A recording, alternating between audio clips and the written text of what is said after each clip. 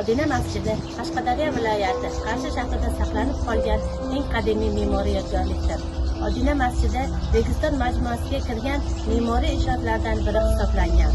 Masjid Qarshi qal'asining markazida joylashgan. Amir Temur 1385-1386 yillardagi yurishi paytida Samarqanddan kelishda Qarshining markazida ushbu masjidni bunyod ettirgan. Masjid ichidagi ibodat joylari ba'zi kichik gumbazli, har joyda qalin qilib terilgan g'isht ustunlari, bir-birlariga ravoqli orqali o'tgan ana shunday o'nlab ravoq gumbazli xonalardan o'tib gumbazli namozgohga chiqilgan.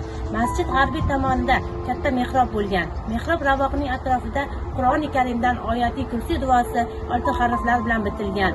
Mehrobning o'ng tomonida 7 zinali marmar bo'lib, unda juma va hayit namozlarida xutba o'qilgan.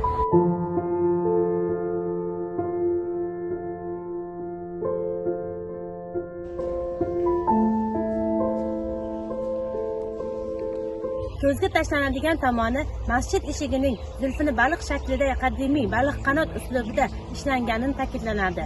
Qulf va eshikning zulfini chor mustamlakachilar tomonidan olib ketilgan. Odina masjidi 1980-yillarning so'ngida to'pga tutilib vayron qilingan. Masjid gumbazi va minoralar qoldiqlari 1914-yilgacha saqlangan. O'sha yili Amir Said Olimxon tomonidan Odina masjidi qayta ta'mirlash ishlari amalga oshirilgan.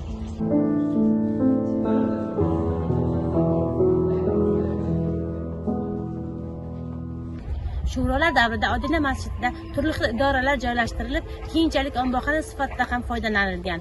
1938-yilga kelib, masjidning atrofi baland devor bilan o'rab olingan va mahbuslar saqlanadigan uyga aylantirilgan.